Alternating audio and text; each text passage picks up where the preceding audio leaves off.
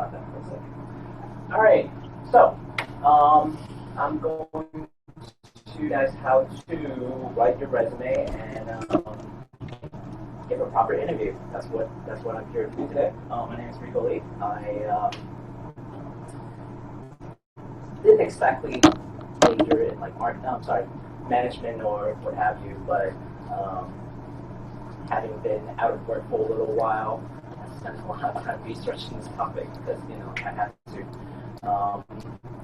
Got a lot of insight. I managed to get a lot of fun jobs, so I figured I'd share some of this insight with you all today.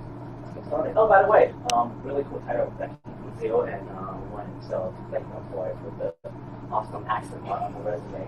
Yes, sir. What is a resume? A resume is, in a sense, something to tell people that you want to be hired. I think that's what it is, and an invitation to get an interview. So that's how I. But it's a biographical statement, right? Yes. It's an autobiographical statement. Yes, but in a practical sense, it's basically raising a hand for candidacy for a job. That's the way that I look at it. I mean, there's really no other reason why you're writing a resume and sending it to prospective employers. So basically, why do you care, right? This is probably one of the most important documents that you're going to have in your life, right? Anytime that you move on to the next stage of your life, career-wise, guess what? You're probably going to need a resume. Unless you're just like that good about it that you're getting headhunted, then sure, maybe you don't need one. But for the most of us, 90% of us, right, you're going to need a resume. You're going to continue to update this thing. You're not going to use it once and just trash it. So it's a good skill to have to keep updating yourself, right? And interview skill obviously stretches far beyond just the actual day of the interview. Okay? When you're out networking with people and you're talking to people, a lot of those skills will come back. Okay? How to be interested, how to have active listening. A lot of things that are gone over in AASuccess that you have probably already been taught today in the gym. So those skills are very important, and it's going to come into play for that big day when you sit in that office after all the work that you put into your resume and your cover letter just to get that interview. All of those skills going to come into play. So then I'm going to show you how that works out. It's the most effective to be prepared ahead of time. So, and that's kind of the reason why I wanted to give you guys now. Right? So some of you guys are moving on to high school, some of you guys are moving on to college. Probably don't think much about resumes. Like, yeah, I'm not going to need this for a couple of years. But guess what? This is the time to learn it. Why? Because a lot of things that goes into the resume, you need to start planning today, not college when they usually teach us how to write a resume. That's too late. You want to learn about resume and what goes into it way earlier so you can prepare for it. Okay? So this is not like early. Okay? Don't think of this as, oh yeah, no, this is way too early. I'm just sitting here just to listen to this guy talk. This is on time. You need to know this now, right? And I'm kind of rushing a little bit because, again, I wrote this for a 2-hour session, but I end up having 1 hour, and I kind of want to get you guys involved and do a little group activity. So, gotta just speed through and just cover the main points. Obviously, I had a lot of things in mind, so just a little bit overview. I'm talking about different kinds of resume, different components, research it, a master template, how to tailor that, cover letter, and stuff that you do. Okay? So, different types of resumes. You have the chronological or reverse chronological. That's basically going from your most recent experience down to the furthest away chronologically, so hence reverse. Functional resume focuses on your skill sets, but not necessarily so much on the kind of experience that you have. And it's more useful for people who've been out of work for a while, or if the experience aren't necessarily great, but they have a lot of skills that are applicable to the work that they're looking for, right? And then finally, a combination of the two. So it's not very strict one way or the other. You can have a chronological resume as well as a functional resume that really showcase the kind of skills that you have and what the employers are looking for. Personally, I use a combination. resume. So if you are interested in seeing what that looks like, I'll show you that in a minute. There's also something called a CV, which is a curriculum vitae. Is that how you pronounce it? Okay, I got confirmation. So what that is mostly for people who want to work overseas. This is very common in Asia specifically. And I believe also in Europe, they tend to use a CV more. And then also for scientific research, I know that a lot of my friends from college will end up using the CV instead if they want to go into research. CV is different in a traditional resume in the sense that it covers a lot more about your accomplishments. And it goes into way more detail. It's not really limited to a page. But most of us wouldn't really use that for a typical 9 to 5. So just kind of brushing off and wouldn't go too far into that. For example, I've seen a curriculum vitae of a professor, and his curriculum vitae consisted of his basic biographical data on the top, and the rest was a list of his publications. It ran 8 pages. You're absolutely right. No, I'm sorry. One of the biggest things is the fact that there's almost like a biography in it, hence like a curriculum vitae. It's like basically your life's work. So it's not like a condensed version like a resume I can read in 60 seconds.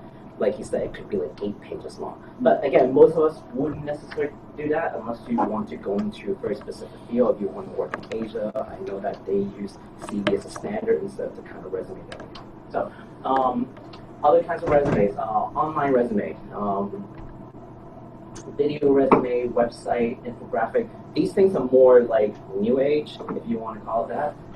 Video resume obviously is when you record a video in professional attire and you basically talk about yourself as if you're having an interview sort of situation. So website is very popular, especially for people who are in web design. They'll create a website that demonstrates their work.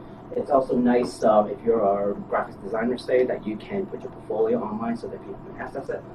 Usually used in conjunction with a still traditional resume. Infographic, as I'll show you in a little bit, it's kind of a new thing that a lot of people are starting to do. So I'm going to show you how that works.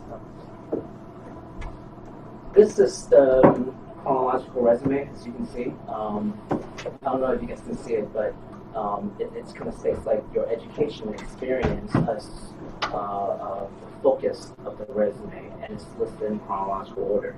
Right? So that's what you typically see and what you typically think of as a resume. This is what I meant by as a functional resume. Notice that the first thing that we're looking at is your skill set. That's the focus, right? Everything else comes after that.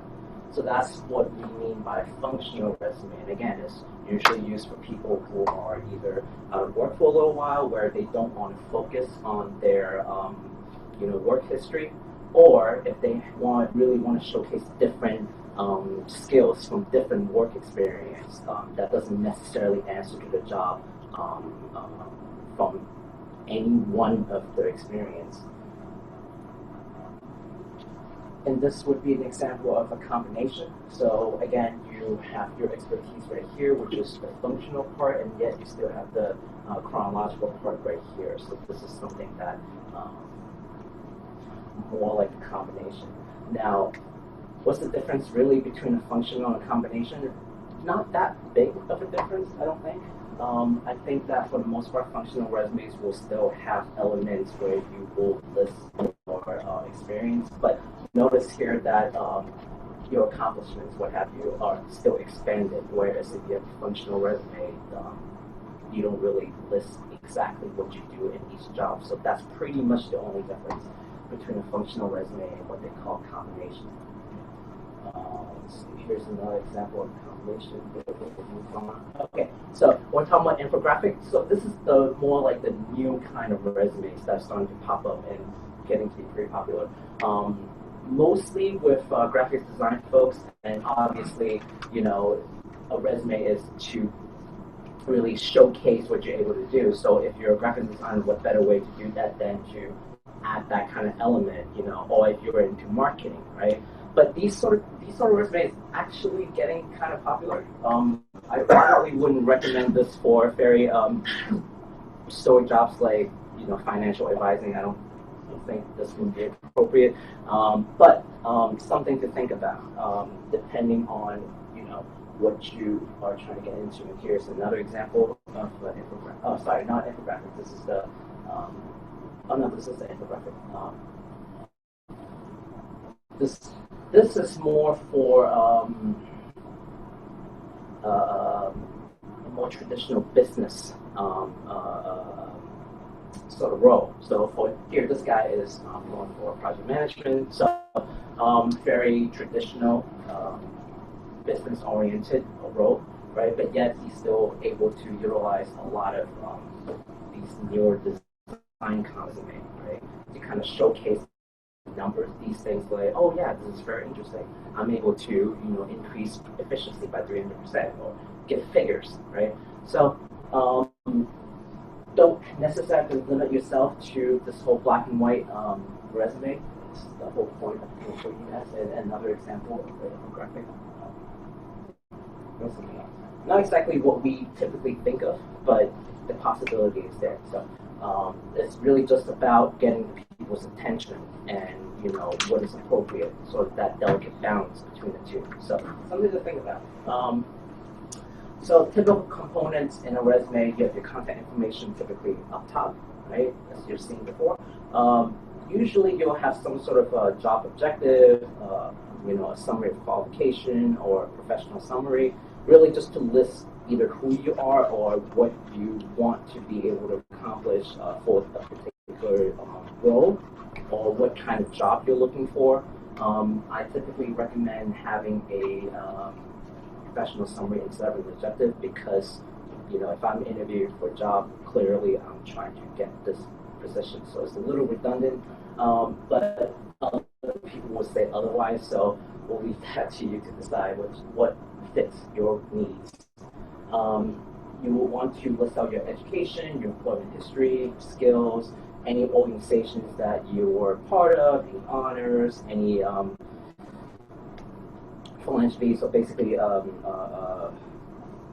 community service, or if you just want to list out like AASuccess, you can definitely put that here. And then finally, just references. Usually they would say, hey, references available upon request. Again, I feel like you don't really need that, because that's kind of a given.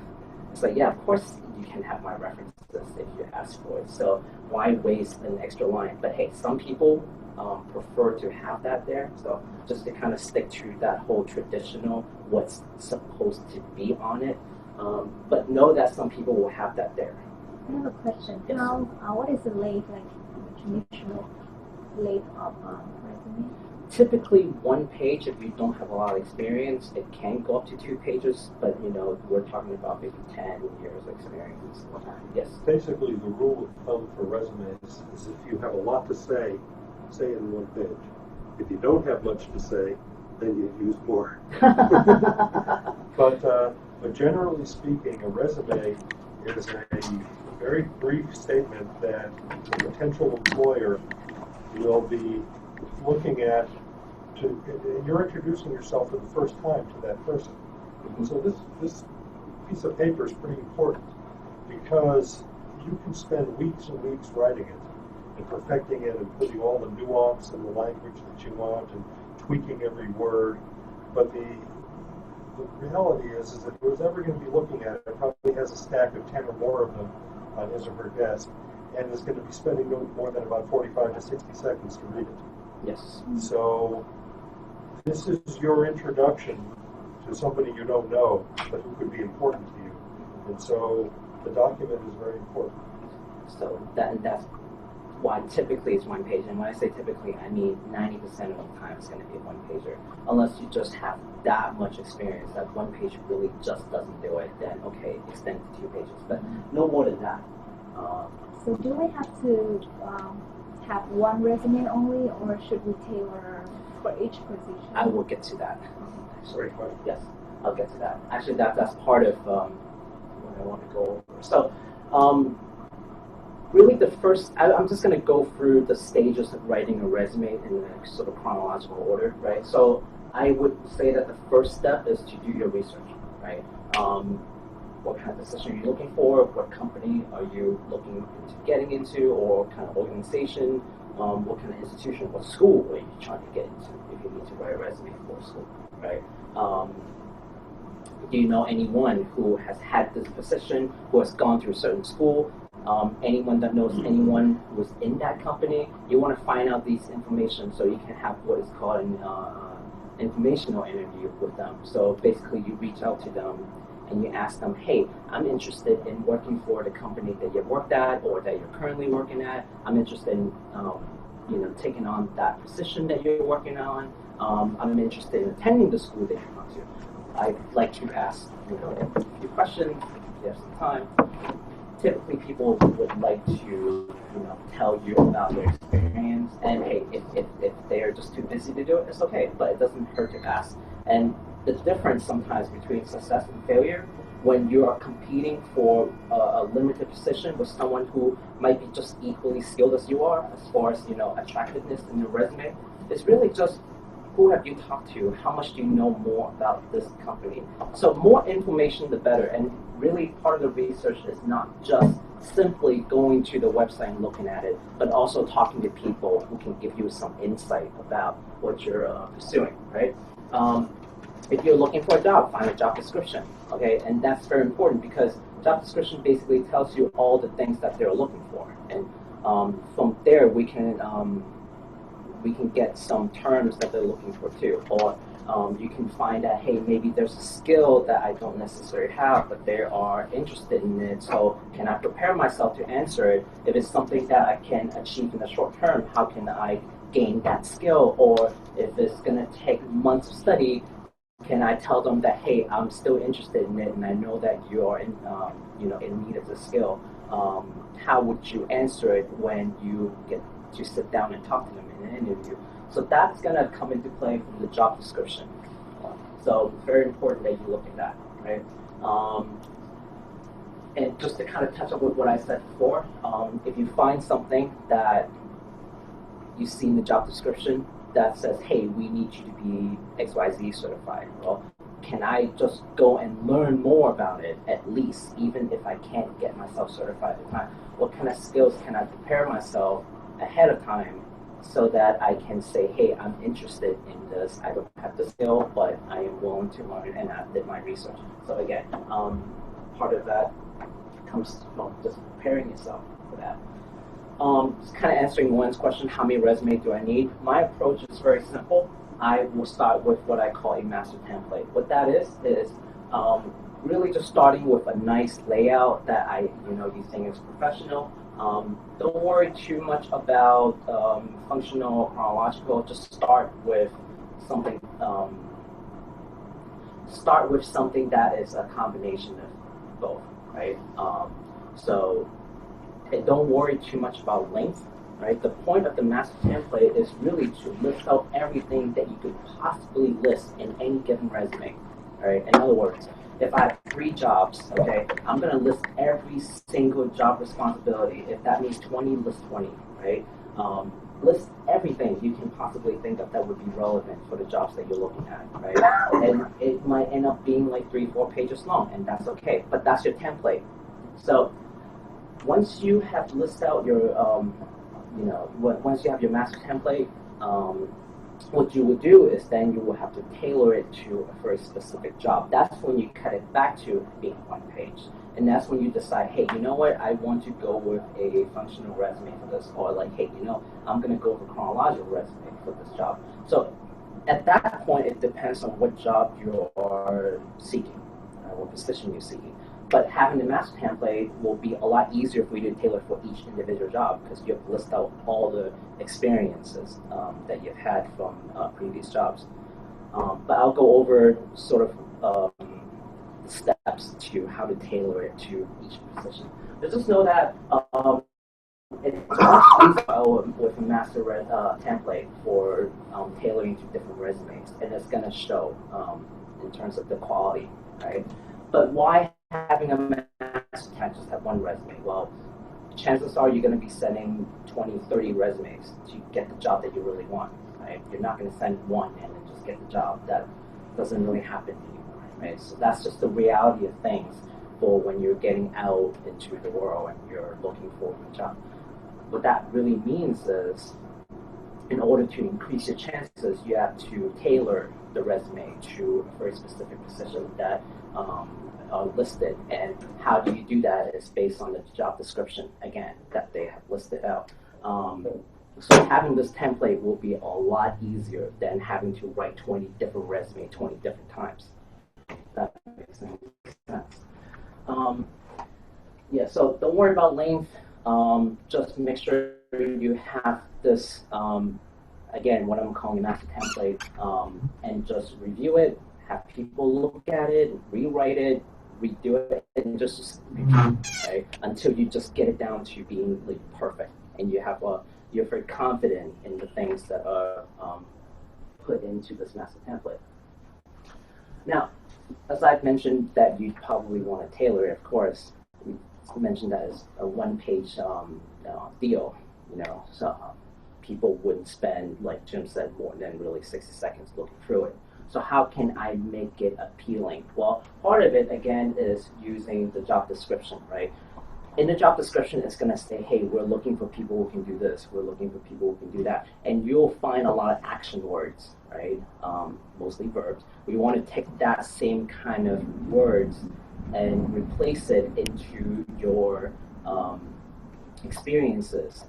And you can look at all the experiences that might be relevant in accordance to the job description, right? So when you tailor it, if you're going with a chronological resume where you list out your experiences for each position, I'd say maybe 5 is good, but really no more than that for each job. And you want to pick the experiences that you put in your master template that best matches with the job description, right? So that they're looking at it, and a recruiter will look at, okay, here are the things that this position needs. Here are the things that this person matches. Okay, this person's good, and then they'll pass it to a hiring manager. But more on the process of how a lot of companies process resume in just a little bit. Once you're able to get all the content the way that you like, use the action word from job description, really tailor the kind of experiences that matches with the job description, then you want to think about the look and feel. The font might matter. Some people argue that a certain type of font would be appropriate for a kind of industry. I don't know how much of that is true, but hey, any chance of increasing, any way of increasing your chance to get an interview, I think is welcome. So get it to a professional look and feel that's specific for the kind of job that you're looking for, and then you're pretty good. And then just have people look at it again, edit it one more time, and you should be good. Check spelling. Please check spelling. All too often people don't check spelling in resumes. They spend hours and days writing their resume, and then they still have typos. I don't know how that happens, but people do. Cover letter.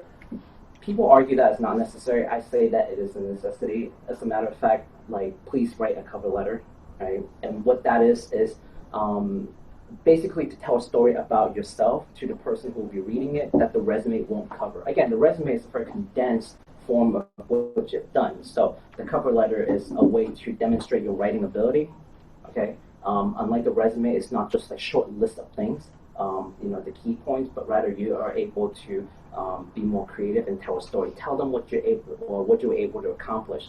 Not necessarily job functions, as you would have seen in the resume, but what kind of leadership position did you have? Just kind of a preview of sorts. So if you can think of the interview as like the movie, think of the cover letter as sort of like the trailer to that, right? So you want to use that to get the person interested in wanting to see you. That's all that is, right? So again, a lot of people are saying, hey, cover letter is kind of outdated, don't bother with it. But you know what? Between a person who is has a certain kind of quality for a job and another person who has identical quality, the person who writes the cover letter, who takes the extra time to do it, that person is going to get the interview, right? And at the end of the day, that's what you want to be able to do, to sit in to really sell yourself. Okay, 2 pieces of paper is not going to get you the job. 2 pieces of paper will get you the meeting to get the job, right? So here is an example of what a cover letter typically looks like. You have your contact information still up top, list of the person that you're addressing to. You typically can find the hiring manager information if you've done your research. So definitely list that person there. Or if you know there's a certain recruiter that you're speaking to, then you can probably address this to them as well. And then here are just the body of the letter.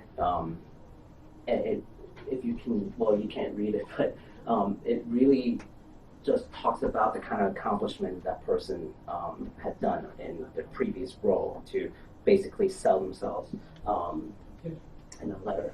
I don't want to go too much into how to write one because that can be like a complete different workshop altogether. So if you're interested in knowing what goes into a cover letter, come talk to me, but know that this is very important, right?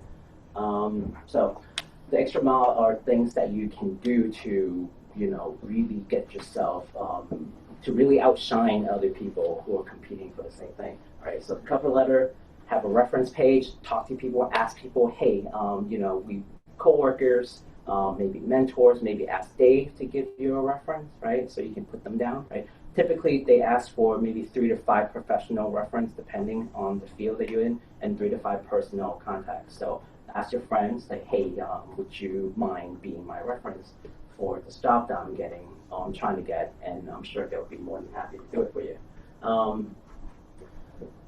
Having a professional website, again, it's kind of like a professional resume, except, it's just that extra mile that you can do to help improve your odds. Some fields don't really care about it, but hey, it's good to have it than to not have it, I think, as long as it's well done.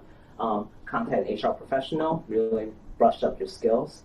There are plenty of these people out there, and they're actually more than happy to help you. You don't have to pay anything. Usually there will be, career advising at, universities, so you can definitely contact them, or even any school really would have something like that. And that's what I mean by HR professionals, and they'll be able to really sit down with you and work with your etiquettes and what have you. And as mentioned, you're going to need to continue to do your resume over the course of your career. So again, it's not a one-time affair. You don't use it once and then just like never look at it again. And that's the second thing about master template. Once you have that master template, when you have new experience, you just add it into the master template, right? And then when you get new stuff, you just keep adding to it. So then you keep refining that master template, and it's just going to keep growing. Maybe at some point it'll be like 10 pages long. But that's when you decide what is important for precision, and then you kind of copy and paste in and change the wordings and tailor it.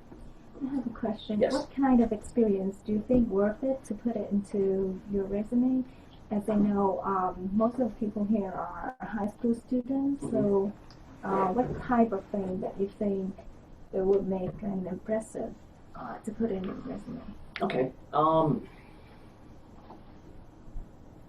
I think that question necessarily needs to know what you're applying to. Right? If you're applying to school, they might care about something that your part-time job might not, or your first internship might not care about that. So it goes back to looking at the job description, or looking at what kind of things that this organization look for, talk to people who are in this field, in this position, in this organization, to find out what's important, right? And from there, you can discern what kind of information would be important in the resumes that you're sending out to these places. Mm-hmm. So it's not a very easy to answer question. It really depends on what you're applying to. So just keep that in mind. Obviously, different jobs and different organization cares about different things. They want you for a different reason. Finding out that reason is your job, and to showcase that is also your job. And the vehicle to do it is the cover letter and the resume. Okay.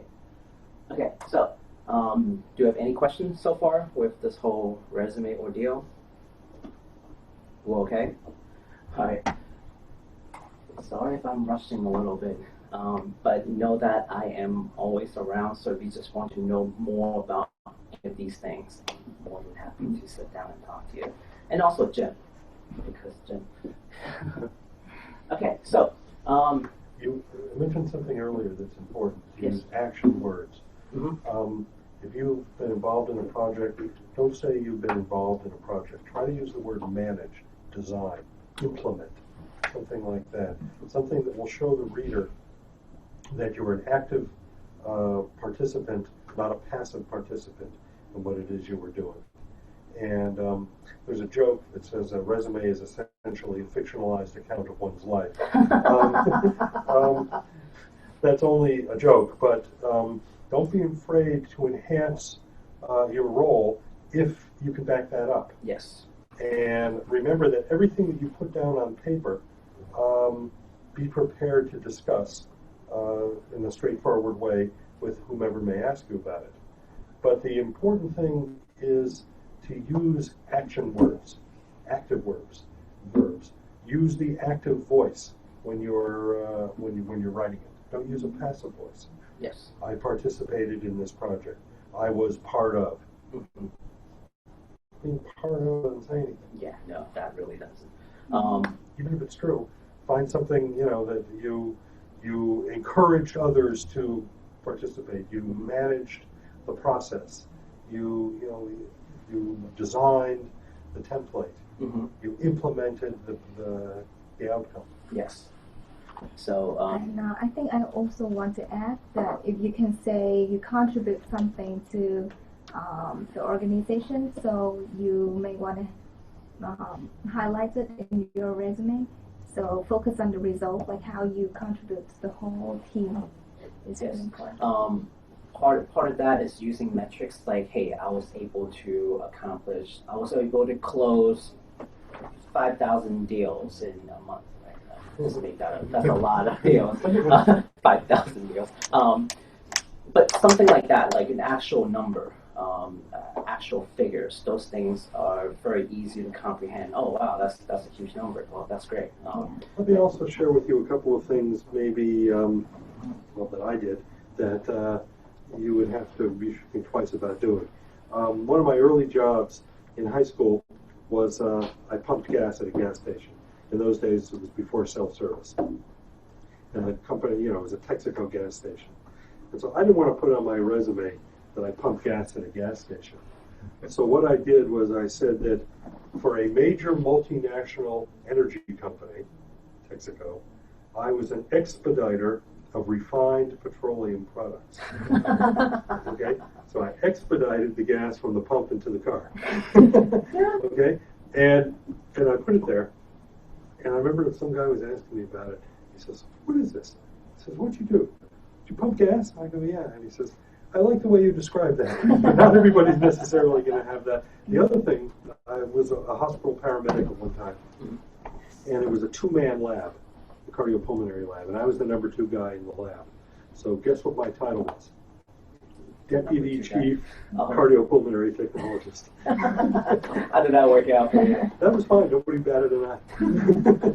So I would like to ask everyone here, take a moment to think about what you've done in the past, and would you mind sharing with us what is it and how do you think it can apply into the resume?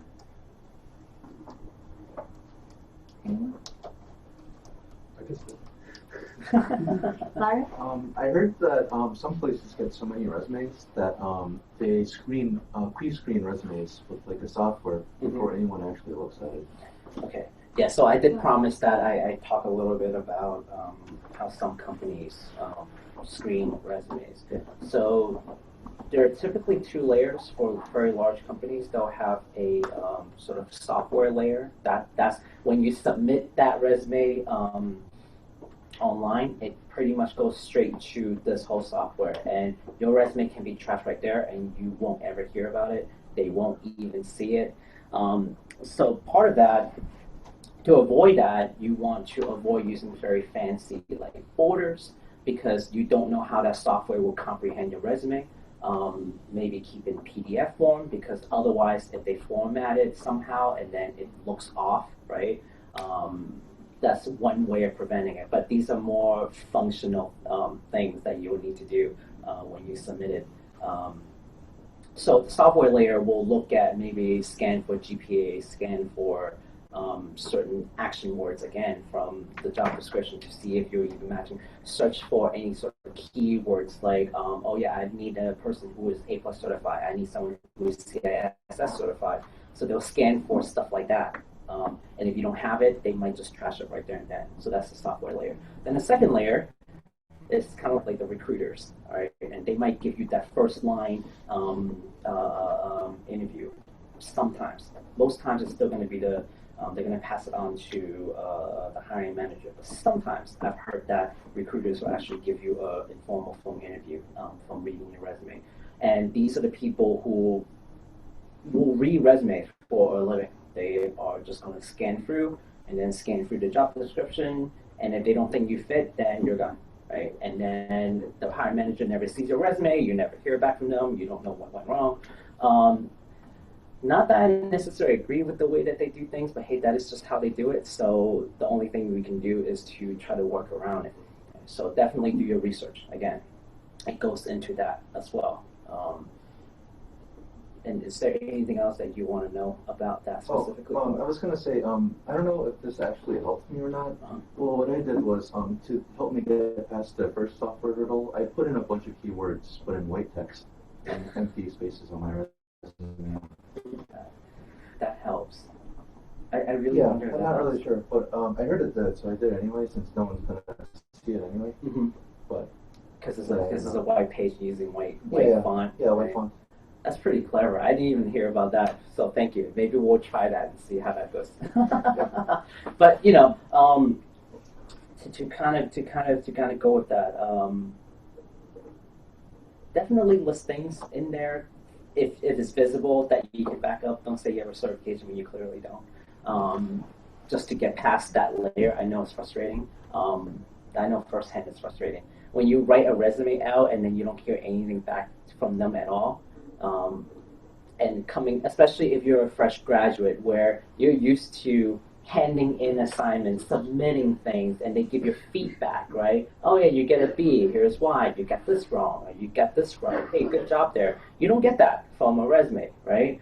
You write an awesome resume, you reviewed it, you spent days on it, you send it out, and no reply, right? No feedback, nothing. You don't know how you did, you don't know where you went wrong, right?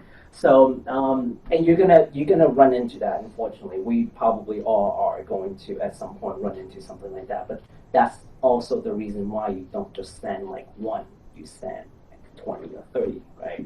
And especially in the economy that we are in right now, that's not an exaggeration. I at one point sent out 50 resumes at a time, and it got to the point where it was really hard to keep track of like how I tailored it, what did I put in there. I have to like go to my folder and be like, okay, who's calling now? Like, oh yeah, this company. Okay, this is what I wrote to them. Okay, got it. So yeah, just keep that in mind. Don't be discouraged if you don't hear anything back. That's just what happens. Sometimes it's just like a false negative, right? You're actually great, but somehow the software just like got rid of it. It has nothing to do with you personally. It's not that you are not fit for it. It just life happened. You're supposed to feel good about that? No, don't feel good about it, but don't feel bad about it. It just happens. It's not your fault. You have 20 minutes. I know. Thanks, Jim. No, okay, so let's move on to this, right? So just kind of an overview again. What kind of interviews do we have? Common questions, how to prepare, how to dress to impress. What do you do on the big day, and other things to keep in mind, follow up, etc. Okay. Informational interview are when you basically contact the people when you're doing research, asking them about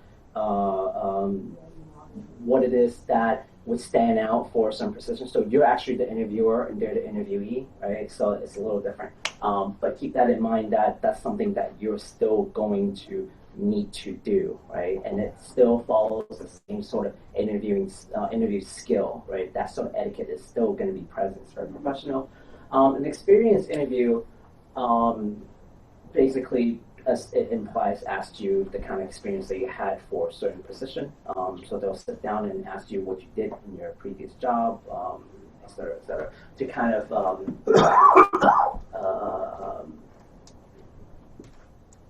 to kind of emphasize the kind of experience that you have on your resume. They'll be looking at, so, oh, I see you did this. Tell me more about it, right? That's the experience part. Behavioral, they'll ask you, say, for example, in this situation, what would you do? If a coworker stole, what would you do? Try to gauge what kind of person you are. So that's a type of an interview, and there are very common questions they'll ask, but not necessarily situational, but they could just say, okay, what are your biggest fears? Where do you see yourself in 5 years? What's your best accomplishment? What's your biggest weakness? These sort of things tells the interviewer how you are as a person, right? So they can kind of gauge whether or not you're a good fit with the company culture. And with respect to company culture, that's going to help you know how to answer these questions. But I'll get to that in a minute. Case study interviews. This is when they will give you an actual case that the firm might have managed. Typically, consulting firms would do stuff like that. So you'll have to study on these sort of cases and just really think about how their company approach things. And they typically will have sample questions that you get to read, what kind of decisions they make, what are their rationale, and then they might give you something that is not listed in the website. So to prepare for that, you'll have to read through their stuff and think about how you would approach it and how they would approach it, and just kind of wing it. Because sometimes you won't know what they're going to throw at you, but preparation is how you can be confident in answering these sort of questions. That's meant to catch you off guard. And then there'll be a telephone interview and video interview. Won't go into too much about it, but one thing I would say about a telephone interview is, even though they can't see you, still wear your suit, still wear your business attire. That way you can feel like you're in that professional mood. It's, instead of being in your light pajamas at home, right? Even though it's a telephone interview. I would highly recommend just dressing up as if you are going into an interview to get yourself into that mode, right? And video interview, basically Skype. If you're interviewing for a long distance job, you want to work in California, but you're in Virginia, what do? Well, you have a video interview. You can't just like keep flying in, right? So that's another time. So some common questions, as I kind of mentioned: what are your strengths, what are your weaknesses, why are you interested in working for the company, right? Where do you see yourself in a couple of years? So I've actually listed these questions here. So just kind of maybe just pass it around. Keep that with you. I got that from Ford. I listed, where I got it from, gave them proper citation. Feel free to use that.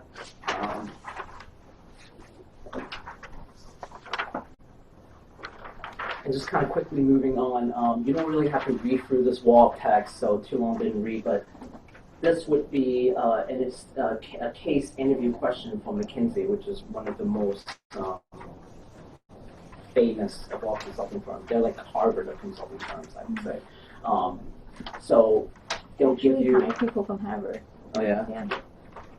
So the reason why I said they're like Harvard of consulting firms is you'll have like Harvard Business School graduate coming out to compete into getting a job there. So hard enough to get out of Harvard Business School, and then you have to compete yet again, just the same way to get into this very prestigious company.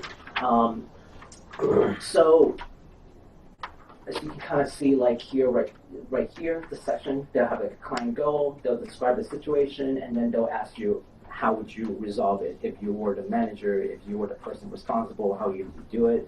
And that's typically how a case interview question will be like. They will, at least for McKinsey, they'll give you 30 minutes to work on it and just kind of explain yourself.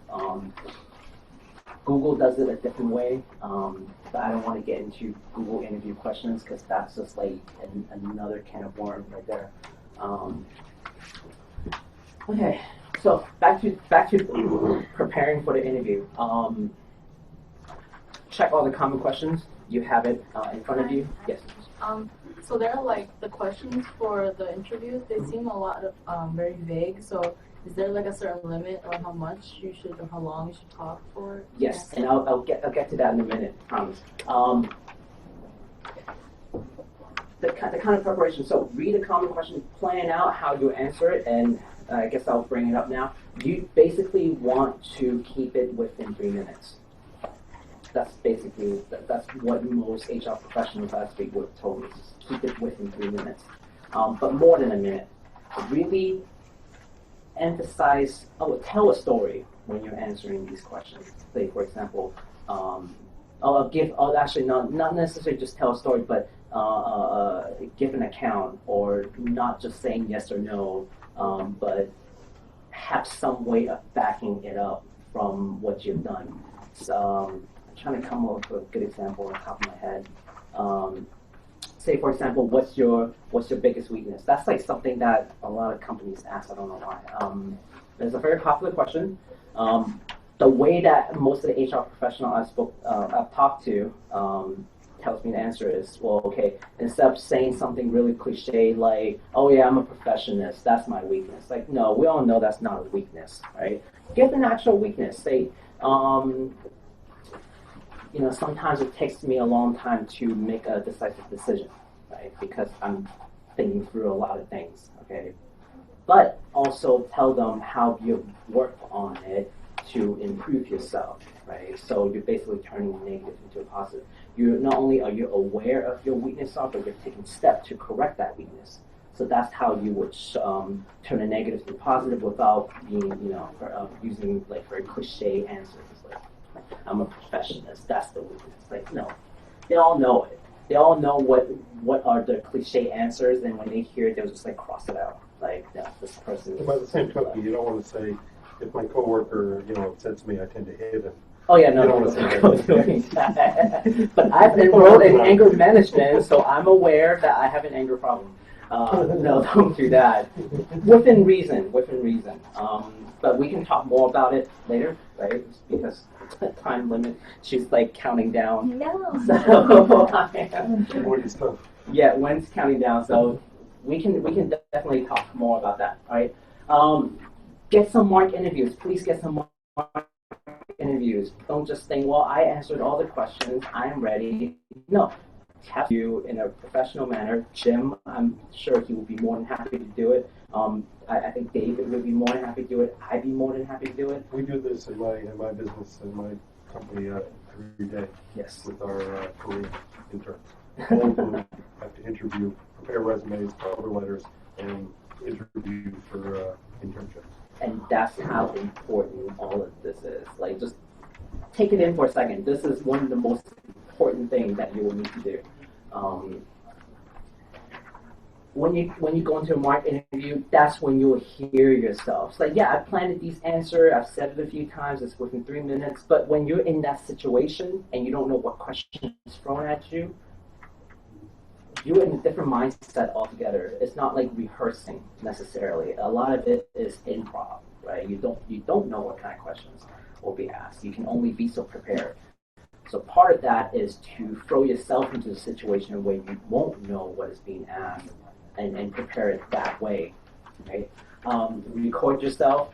People don't like hearing their own voices. It's some psychological effect. But please record yourself and hear yourself. Because guess what? When you go into an interview, that interviewer is going to hear you. So it's not like if you don't hear yourself, your voice doesn't exist. You have to know how you sound. You have to, if you don't sound very confident, if you don't sound very active, well, that's how you would know, and you can correct that before you go in, right? Okay. Dress to impress. When in doubt, go conservative. Right? That's just the ground rule, right? Right now, I'm kind of like business casual, right? But I would, if I was an interviewer, I expect suit and tie, and that means, actual having a blazer that matches with your, trousers. Ladies come in like a business suit dress sort of thing. I forgot what those things are called. I'll get to that. I wrote down notes later. Okay. But that said, be comfortable. Don't come in like a tux, or don't come in suits that don't fit you. Right. You want to be comfortable in it, and maybe that takes practice, and maybe that's part of the reason why I'm telling you to prepare early. But you want to be comfortable because that's part of where your confidence is going to come from. Okay. Avoid flashy colors. Don't go in with like a flash hot pink magenta shirt. Right. That's just going to hurt somebody's eyes. Yeah. don't wear weird, like, themed tie. Again, when in doubt, go conservative. It could be funny for some, networking event, but this is not one of those scenarios, okay? Be well groomed, get a haircut, right? Trim your beard, right? If that's what you want. She was like, no, not trimming. Don't come dressed like this. This is the I'm retired attitude. Yeah, no, please don't. Don't do this. Like this would be inappropriate for an interview, I think. Would Moon's outfit be appropriate? I'm sorry? Would Moon's outfit be appropriate? Like casual? We'll get to that. I'm not an expert in the female dress code, unfortunately. I spend a lot more time looking at it. But I have some notes on it that I have gathered from professionals. So I'll share something like that. Avoid piercings if possible, and excessive jewelry, nothing that dangles. Okay, that's like rule one. You can have, obviously, if you're married, you have your ring on, that's fine, right? But just try to keep it at a minimal. You don't want distraction. Okay? You want to impress. So how do you stand out among those traditions? I'll get to that. There are ways, but not okay. So starting off with the ladies, and here are the kind of notes. Okay, so skirt suit. See, I did write down. So skirt suit, fitted jacket, pencil skirt, pantsuit. These are all acceptable for a formal interview. So maybe not what Wen is wearing right now. This is casual, maybe. But she has a right flats. Flats are good. A neat cardigan could replace a blazer. Yes. Like you said, not too formal yet not too casual. Did you? No. For an interview. Yeah, I know. You said stuff full blown out suit wouldn't be acceptable as too. No. A full suit is fine. Don't come in with a tuxedo. Is what I said. Yeah, that's way too much. You're way over. It'll be a head waiter. Yeah. No, but I mean, obviously within reason, right? But I think a form that matches and fits you that's well tailored is definitely the golden standard for at least a guy. Obviously, ladies, you also have your variant of the suit, maybe with a skirt or a pantsuit. Be comfortable in it. It's well fitted, but not too much. Like don't come in a full. Debatably more formal, right? But it's not about more formal. It's about what is correct for the occasion. And for this particular occasion, I would say a well-fitted suit is definitely the golden standard. So going back, a neat cardigan can replace a blazer. Okay. Shirt or blouse? Wait. Oh, skirt. Sorry. Blouse should be right here. I made a mistake. Skirt to the knee. Okay. Nothing too short. All right. Shirt or blouse is what I meant to have here. Try to stick to white or light colors. That way it just looks a lot better with a dark suit. That's kind of the standard. With shoes, flats 2 to 3 inches, heels. If you must, no stilettos. Okay, no open toes. Right. Makeup, keep it simple, keep it natural. Mature bags. Okay, so like. Not like a Hello Kitty bag, obviously. Not like a jean bag, but like maybe something you can pick up from like 9 West or something like that. Not an expert in bags, okay? I don't want to sound like I am either, but just something more formal than what you would bring to like a girls' night out or something, right? So you kind of said, okay, well, how can I sort of stand out in an appropriate way? Scarves is actually a good way of making yourself stand out a little bit, or sometimes belts can make you stand out. But little things like that, that's part of the attire, but not necessarily jewelry. That's what I'm going at there. So that can help you stand out a little bit, right? But basically you want the interviewer to focus on you, but not in a negative way like, wow, this person's makeup is crazy. But you want them to focus on you as a professional, so keep it simple, keep it conservative, and you should be pretty good. But here are just some more like, nuanced rules and what is appropriate. Okay, for guys, I can be a little more authoritative with that. Fitted suit and suit. You really have no other option. Okay, get a fitted suit. long sleeve shirt, solid, light color or white, okay?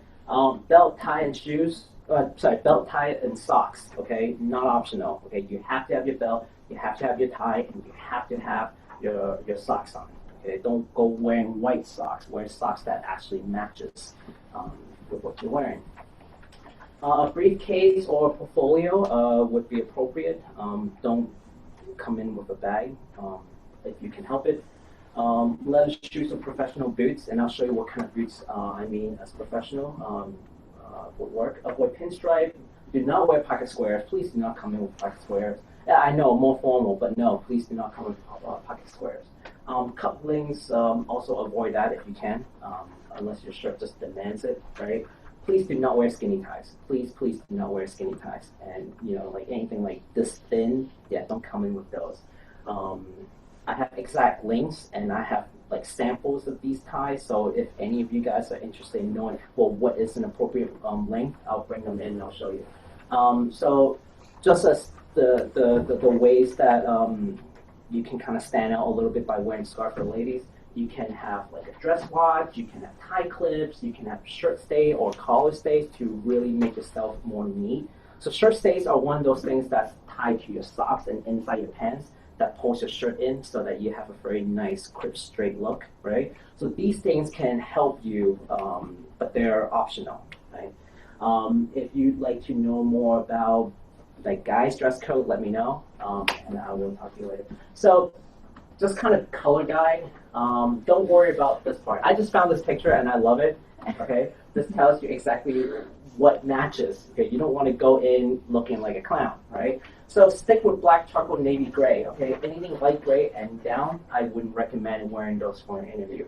And these are kind of like the shoe colors that would work out for you. So take a look at this chart later on, right? But just to kind of give you an idea that these things exist in the internet. Yes? Did you use that to coordinate your outfit today? No. I don't. And because, well, I don't have all of those like options at home, so I don't even need to. I just bought a pair of shoes that works with most of the stuff that I have, so I don't really necessarily need to do that. Okay, and I kind of mentioned dress boots earlier. So these are called Chelsea boots. These are okay for an interview. Notice how they're slimmed in, so it fits into your pant leg and doesn't bulge out. These boots are definitely no bueno, right? Chuckas, I think, are fine, as long as they're black and non-suede. So just something for you to consider, guys. Nothing for girls. I don't.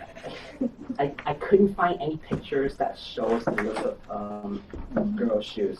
No, just kidding. But I did look into that a little bit. So ballerina flats, those are fine. Again, heels, but not stilettos. Okay, 2 to 3 inches, and definitely no open toes. Okay, so that's kind of the rule. But otherwise, you have a lot more freedom than we do. But keep the color conservative. Don't come in wearing pink shoes, right? Yes. How would you style your hair? Like, appropriately? You didn't do that. And that's a good question. Conservatively. Like in a bun or a ponytail? I would say just how much effort am I putting into this hair? If it's, if you're doing all these tying and stuff, yeah, no, you're not going to a ball, right? You're not. Like kind of like what Mona has, like a tight ponytail. Yeah, this is fine. Show your thing. Yeah, this is great. Again, I don't have enough insight for the ladies, so I apologize. Maybe I should look into that. But at least for guys, get a haircut before you go, right? And just do like a Brad Pitt or something, and just Put some wax in there. yeah, put some wax in there. Just, don't look dirty, like don't have your hair look like it hasn't been washed in days, of course. So be well groomed. That's the only really thing that I can say. There's so many situations, right? But let's move on before one kills me. Okay. So on the day of, right, wake up early and prepare yourself, okay? Don't wake up like half an hour before and just get out and just rush off to interview. Wake up maybe 2-3 hours ahead of time. Review all the documents that you have. Eat a good breakfast. It sounds excessive, but I guarantee you want to wake up 2 to 3 hours beforehand so you can fully, really wake up and be energized. Have your cup of coffee maybe, Read some newspaper, know your current events, right? Just in case they want to throw a curveball at you, you can sound like you're informed. That's bonus points right there, right?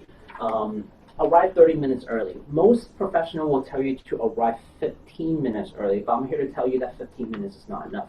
Go 30 minutes early, okay?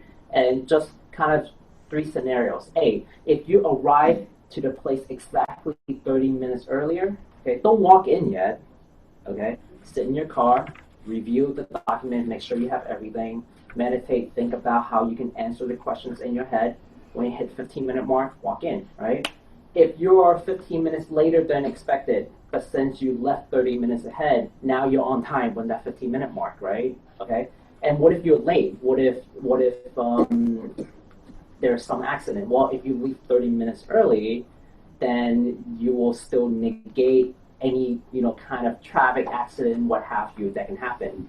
And in that scenario, definitely call your interviewers like, hey, listen, I am close by, but this accident, da-da-da-da-da, so, and they're going to understand. But that's why you give yourself a 30 minutes, mark. Aim to be there 30 minutes before when you're scheduled, just to account for all the things that can happen. Murphy's Law, or Murray's Law. Is it Murray's Law? It's Murray's Law. I thought it was Murphy's Law. Murphy's Law? Okay, so that's Murphy's Law. Murray tried to take credit, but it's Murphy. Okay, so anything bad that can happen, anything that can happen will happen. So just accidents do happen, especially in the morning traffic hour when typically people schedule for interviews. If you get stuck in one of those, you'll be glad that you were aiming 30 minutes ahead. Right? Okay, so do anybody have questions so far? On podium? Looks like you have one. Okay. Okay. Mine, the first impression, that's just psychologically speaking, that's one of the most important things. We always talk about first impression. Keep your smile on. Give a firm handshake. So I kind of wanted to take a little bit of time just to kind of demonstrate what a firm handshake means. So can I get a volunteer? Napoleon, come here. I mean, you were just so available. Okay. So if you can just kind of face them, right? So we always talk about firm handshakes, right? But what exactly does firm handshake mean? Okay, so here's what I call the engineer handshake, because a lot of engineers do this to me, and they just kind of so they just kind of touched it and go. That's not a firm handshake, obviously, right? No one likes that. It feels gross, okay? But you also don't want to give the jock handshake, where I am just gripping on him this is a strength contest. It's not that either, okay? So what is a firm handshake? Constant pressure, okay? So when you're gripping, make sure that your this area where your thumb connects to your hand is touching the person. Don't grip early. I hate this. Why are you gripping so early? Now I'm just shaking my fingers. Okay, don't do that, right? Make sure there's contact, okay? Your fingers wraps around, okay? Don't go crushing in on them. Just gentle pressure, okay? Keep it there and shake. That's it.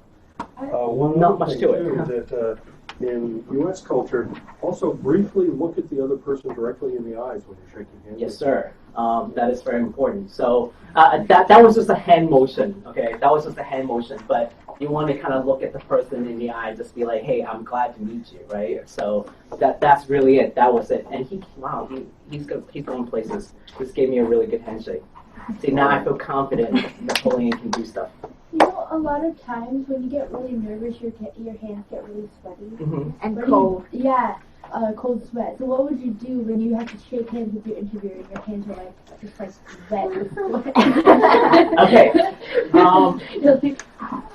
So here's a typical scenario. You can't really wipe it on yourself either. You're sitting in the lobby. You can do it you can do it discreetly. So you're sitting in the lobby. You see the manager walking by.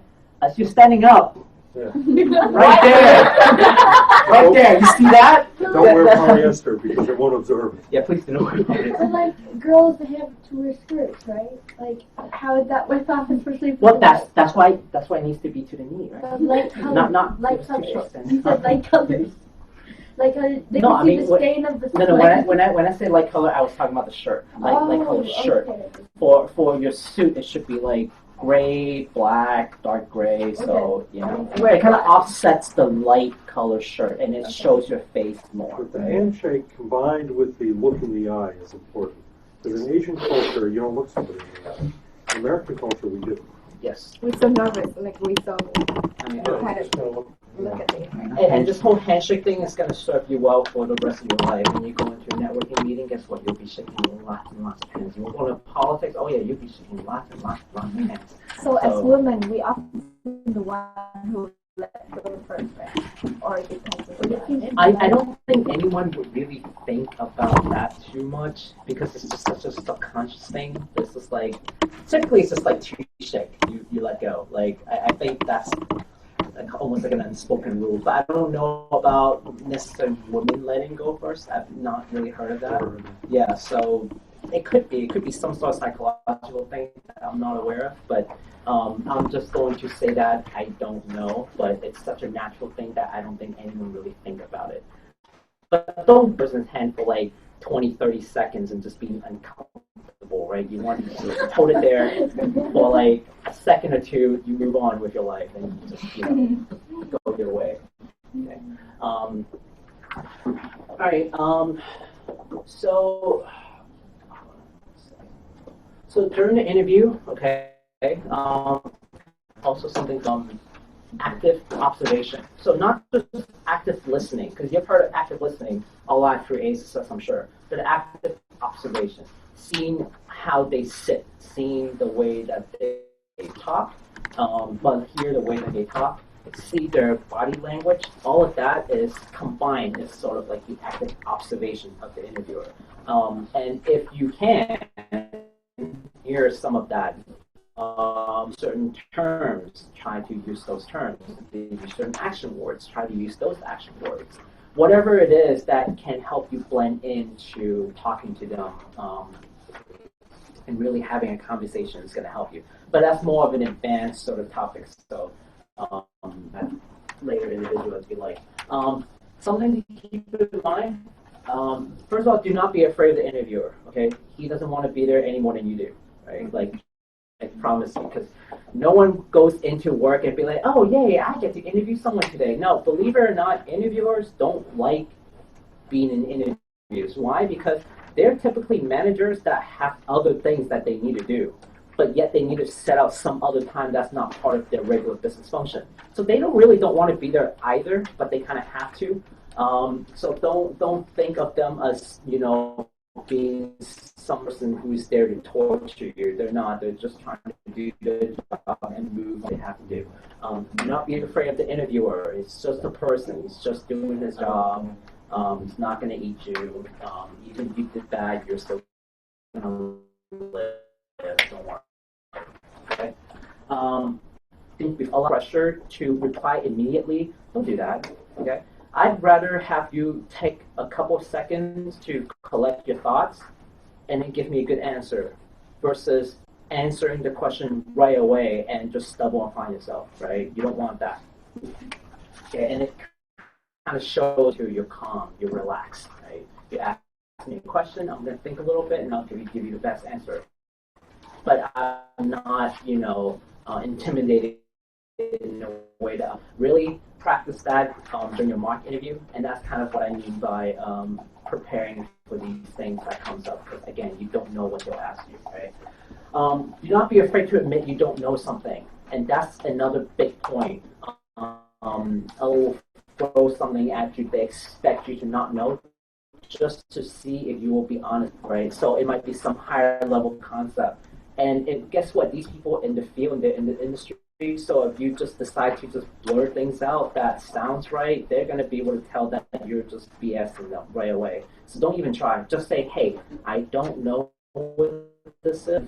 I'll be, you know, happy to learn. You know, if I can have the and if I can have the opportunity to work with your company. Something like that can just kind of turn it around into something that's positive. Don't say, hey, I don't know this, and move on. Just say, hey, I don't know this, but I would love to learn it, or I'll be more than happy to, you know, get myself whatever certification, et cetera, et cetera. Okay, remember to be natural. I know you're going to be nervous, right? But try to be yourself as much as you can, right? You want to be able to show how you are, the positive side, of course, because you'll be working with this person probably in the next 2 to 3 years, right? So you might as well just try to be comfortable, be genuine, right? A lot of times people can spot you lying or faking something right off the bat, and that sort of feeling of disingenuousness is going to cost you that interview. So be yourself, be natural, and most of all, be positive. Right? I have a question. So when you see the interviewer, write down a lot of things that you say. Is it a good thing or a bad thing? Not necessarily good or bad, because you don't even know what this person's writing. So don't even psych yourself. Right? Don't even think about what they're writing down. For all you know, they could be writing something for work. It's like, man, I have this deadline, and here I am sitting talking to you, but I got to do this thing. You don't know what they're writing, so why think about it? Why let that ruin you? You can think of it as them writing positive things about you if it helps, you perform better, but realistically, there's no reason really to think about what they're writing. So I'd say don't even psych yourself out and just focus on answering the questions at hand. Okay, so what I would like for you to do is just, as I mentioned, get into group 2, right? So really just simple, pick a question, pick a person, ask that person the question, and as the other person, try to think about how you answer it and just kind of answer it within 3 minutes, not sort of time it, just so you get a feel of it. You're probably not going to get it right from the get-go, but now it gives you an opportunity to see how it would be like to answer a question in 3 minutes, not knowing what that question is necessarily. And then from there, I hope that you can get a sense of why this is important to plan ahead. So, just kind of pair yourself up. And then the interview will swap, and then, you can repeat that over again. So just go ahead and do that. Do we use all these questions? I'm sorry? Do we use all these questions? I'd just pick one. I mean, you know what I'll say? If you like practicing this, practice it with whoever you like later on too. Okay, this is not the only time you ever get to read this. In fact, I'd urge that you keep that with you, right? But just for the time being, for the sake of the workshop, just practice one question. Because when it's killing me, I'm already going over. So can I get 2 of you and 2 of you and then 2 of you and then 2 of them, and I'll work with one. Is that okay? Cool. Introduce yourself. Handshake. Excuse me, I'm the interviewer right now. Okay. How's it going? It's Rico. Okay, so throw something at me. Gwen, what are your strengths? I want to fire You would take that, huh? Okay. Would you like to travel? Yeah, from my experience, Are you going to relocate? Like if you to fire someone is a pretty negative experience. So what I would do is to isolate that person question with myself, so that I would be if the person is being fired, I would expect that there are legitimate reasons for this person to be terminated. I will do anything I would then explain to them why you would have to let them go. And it really depends. Are you a leader or Hopefully it doesn't get ugly, that we have to call security, right? But I think that under most circumstances, How do you handle how do you handle that people understand? I would take it right first and think about it. So as long as I'm able to articulate and provide them with a good response. What are your thoughts? And then after that, just quietly guide some way or make changes reminding them they are also part of the team. Afterwards, I will explain to the team in the meeting what has happened. Tell me about your kind of sure that that you must travel. it won't just randomly happen. Where do you see yourself? Don't do hypnosis. So that's kind of the question. Just to see how you would behave in that circumstance. So I think I went a little over 3 minutes. What's your salary requirement? All right, how are you guys doing? Is that fun? Can you keep it in 3 minutes? Did the other person time it? The other person didn't time it. No, we did not. Like, when Sarah talks, she usually does hand motions. Is that allowed? I'll get to that afterwards. Okay, but just do. How would I grade her on her performance? Well, you don't have to grade her. Just No pressure, no pressure, no pressure. help her improve. Okay. So one thing that I would say that you can practice now is use the word I. I did this. I did this. A lot of people would say we. We is good, but we comes to a close second to using I. The reason you use I is because I'm trying to hire you. I want to see what you do. I want to see what you did. So naturally, to answer those things, you necessarily have to say I. I did this. I would do this. I have done this. It's all about you.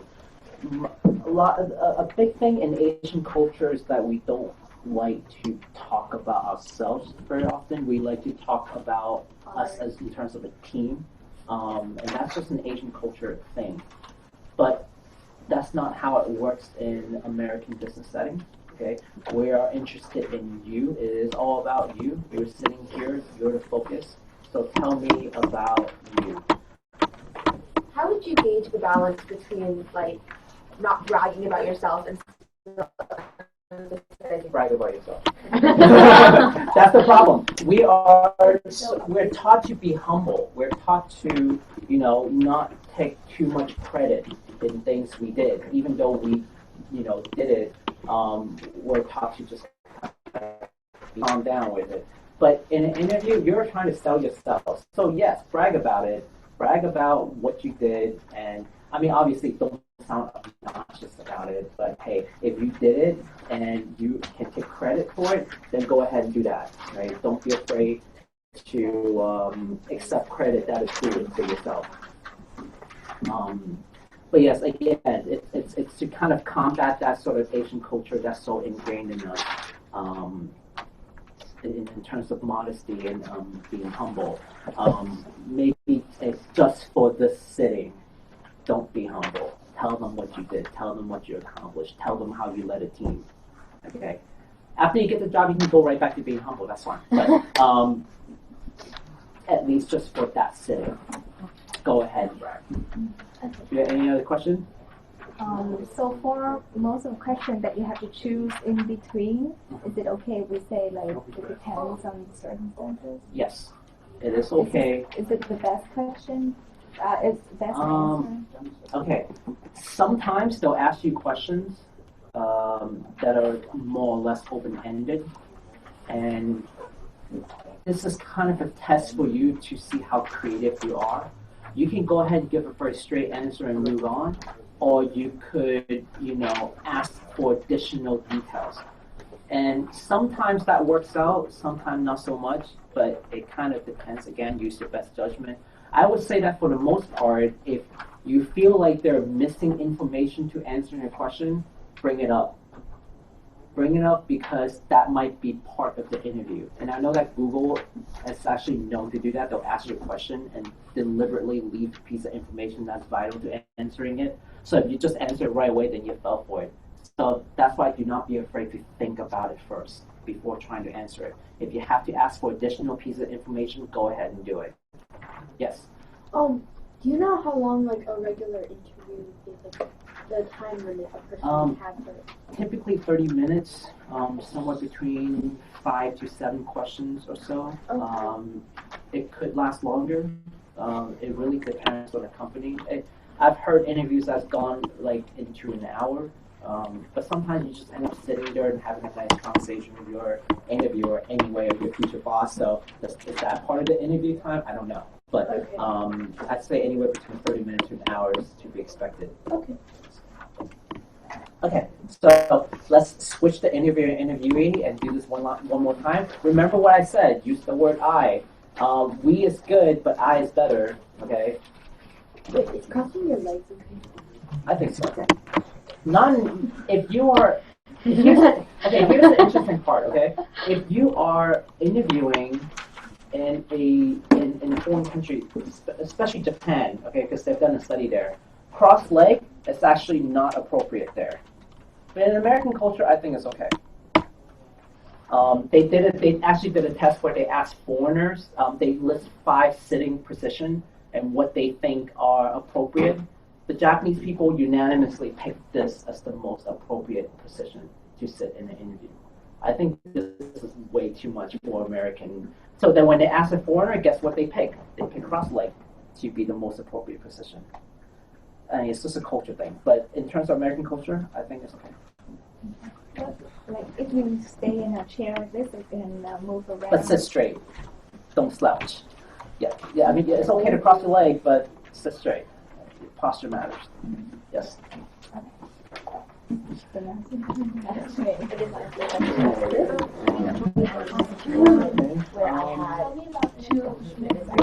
you tell me about your career in like How many times you made it? I had Yes. 5 years ago, I was at Harvard. I was getting my PhD, and yeah, and What's your previous my dream job is a professional soccer player. Because I've been studying and been in school. I have been you can offer for someone else can find myself a job. I have a really creative mind. I can get people through school. I'm not distracted. Mine is a 3.0, don't judge me. what motivates you? Just I don't have much. improving myself, being the best I can be. You're supposed to make one anyway. But I haven't had.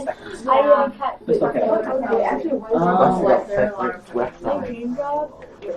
My So favorite what you just website did right now is you gave me No, like what Job.com. I asked you about. Like work like 40 hours a week. Yes, I would work. So that's a little really kind of so yeah, I would go ahead and just say, hey, so what I want to admit is that I really want to so that I can get it and I will just go straight through it. I think that would enhance the answer. They They try to go for like if you go straight to it, but not like you not feel like stressed. I'll get help from someone else because I get pressured a lot and I tend to get better when I get pressured. It's okay. But that's natural. Tell me about accomplished and your most proud. Oh. Tell me about the time you used it. I went to Harvard. They like this. No. And can you tell me about your education background? I got a PhD. I got I have a tutorial name and What's your salary requirement? I would say from $20 to $30 an hour. An hour? Yes. Why do you think that is like ideal salary? Because this is a really big job and they make a lot of profit, so they should be able to pay the employees, like high-up employees, really high. But like, Because I'm pretty I heard unique, that I think. like, a doctor they can get I'm a pretty unique like person. $100 an hour. with my life.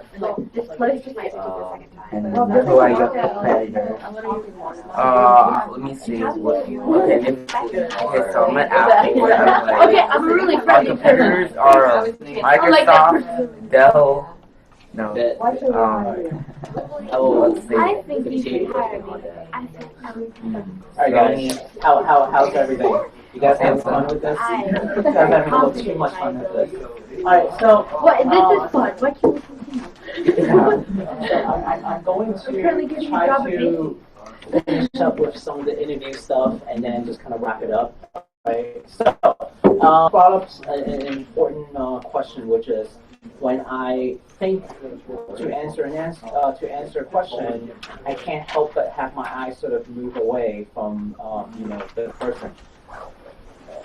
Remember to be natural, and no one ever stares at someone in the eye nonstop. That's creepy. No one does that, right? So yes, while you should not be afraid to look at the person in the eye when you answer, it's also okay to kind of look away. Psychologically speaking, people tend to, I forgot if either they look to the left or the right when they try to recall facts anyway. So guess what? That's just part of, nature, right? But, try to look back at them as you're answering your question, but it's okay to, dart your eyes away. I think it's fine. And I do have a meeting, so I need to finish this up. Follow-up is not optional, okay? You have to follow up, okay? So after the interview, definitely give them a call, okay? Send them an email, send them a handwritten note, tell them thank you for interviewing you. I know some people are saying, hey, handwritten notes are a little old-fashioned, but definitely not, right? Be polite, be positive, and be brief, okay? Those are the 3 key points when you're writing that thank you note, right? And just really talk about how you would love to contribute to the team and how you can contribute, right? And if you had a bad interview, guess what? The follow-up is a chance to recover from a bad performance, right? So you can kind of bring that negative back into a positive. And if you're rejected, feel free to ask for why, that might be the case. Sometimes they'll tell you, sometimes they won't, but hey, it will help you in the long run to ask, right? And what other things can you do? Maintain professional contact with the interviewer. Okay, find out what their names are. Who knows? Maybe you can keep a professional contact with them. Start using LinkedIn, please, guys. This is very important. Get networking. That's going to help you with your speaking skill, interpersonal skill. So Dave is going to help you with that, I'm sure. Practice your professional speech and manner. Again, that's part of the reason why I want to tell all of you guys this now. You're not going to all of a sudden be able to speak professionally the next day just like that. It takes time. So start practicing today, right? Again, check online for new tips. Business is a changing culture, right? Those things that people come over and say, oh yeah, this is going to work a little better, that's going to work a little better. The tips that worked from back in the 70s to the 80s to the 90s may no longer apply today. So just keep yourself updated with what the etiquettes are. Do we have any question about interviews? You guys had a lot of fun doing that, right? All right. So finally, here's the takeaway. If you fell asleep through the entire thing, right, just watch this, right? Again, business is a changing culture. All the things I've talked about today, remember how there were these like colorful infographic things wouldn't exist 20, 30 years ago. But guess what? They're making a presence now in some of this. This is a changing culture, all right? Get used to that and update yourself as time goes on, all right? Preparation equals confident prepare. The more confident you will be, and the more likely they'll take you on. People don't want to work with people confident, obviously. So preparation is key to your success in resume writing or an interview. Focus on what you have to offer to now. Even with this particular workshop, I start off by telling you why this even matters to you. So try to get in the habit of doing that. Give your value proposition right away. Tell them why you are important, why they need to talk to you, why they need to hire you. Think about how you can contribute to any team, organization, relationship. Get into a habit of that. Again, this is not something that's going to happen overnight. You're going to have to practice and get better at it. And I promise you that you will get better at that. Be positive. The power of positivity is amazing. Okay, being positive can cause someone to like you. That can make the difference in hiring and not position. Remember the Goldilocks principle, right? Not too long, not too short. So you've seen that all throughout writing the resume. Don't be too brief, but cover all the important points. The handshake, don't be too hard, but not like a wimpy handshake, right? So just remember that a lot of the times it's somewhere right in the middle. That's what you're striving for. Where is that middle for what thing? That comes with practice. So think about that as you go. And continue to refine and hone your skills in terms of speaking to people, speaking to a group of people, writing professionally, speaking professionally. These things need to be practiced. So continue to do that. And even, I'll at least speak for myself that I am still practicing this all the time. I can't claim to have a mastery over it necessarily, but I think I'm doing okay. And finally, we're all here to help you succeed. Okay, so don't be afraid to ask Dave for help. Well, any of the things that I mentioned, don't be afraid to come and ask me to go over these things in more detail. I know I've gone through these relatively quickly, and I do apologize. But we're all here to help you succeed, so don't be afraid to use these resources. Okay. Do you have any other questions before I finish this up? Okay. I think we got it. Alrighty. Well, thank you for being here today. And they will have time to practice for the May 30th UConn. Yes. If they happen to be finalists, there will be a 2-hour training workshop directing the finalists to be able to present a speech in front of all the guests. And the finalists will have, I think, a 2 hour and a half. And the person driving that workshop will be coming from NAFDC, the National Chapter of Asian American Professionals. His name is Ryan. I don't remember his last name. Ryan. I need to meet with them. Yeah. And Ryan will be, and also they willing to also do a workshop, informal workshop for our internal volunteers. So all these things that Rico been indicating to you or kind of went through, you will have the real opportunity to practice it for real. Yes. Okay. So that's why this is on time and not early.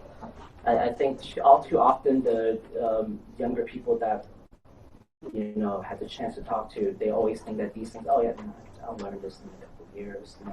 When I need it, when I'm out of college, I'll care about it. No, learn now, prepare now. All the things that goes into the resume, your GPA, guess what? That's accumulated from now, right? So think about all the things that can go on a resume. Think about how you can prepare these things ahead of time. So, alrighty, that's it for me. Thank you so much for being here.